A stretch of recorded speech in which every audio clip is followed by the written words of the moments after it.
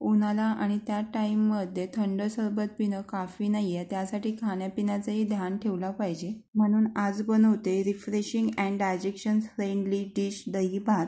दही भात तडक्यासोबतच body hydrate ठेवण्यासाठी रिफ्रेशिंग थंड थंड ताक.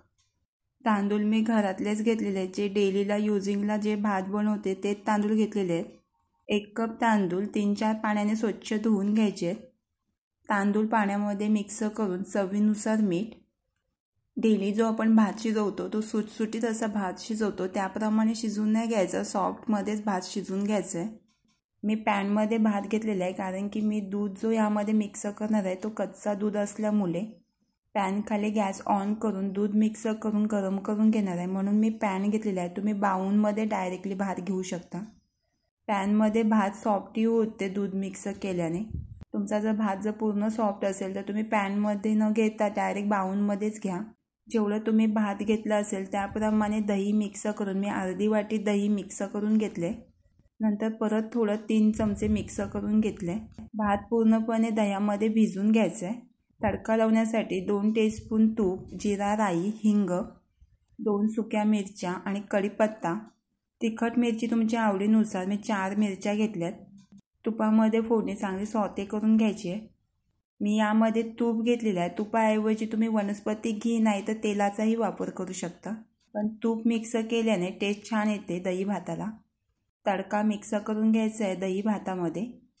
तडक्याला लावलेल्या सुक्या मिरच्या कुस्करून मिक्स करून घ्यायच्या दही भातामध्ये. वरून गार्निशिंग गुलाबाच्या पाकळ्या. रिफ्रेशिंग आणि बॉडी हायड्रेट ठेवण्यासाठी ताक, 1 वाटी दही नाही तर अर्धी वाटी. पुदिना बारीक चॉप करून घेतल्याने ताकामध्ये फ्लेवरही उतरते पुदिनाचा. रोस्ट करून भाजलेला घेतलेला जिरा पावडर, ब्लॅक सॉल्ट, मीठ, पिंक सॉल्ट ऐवजी तुम्ही साधा मीठही घेऊ शकता.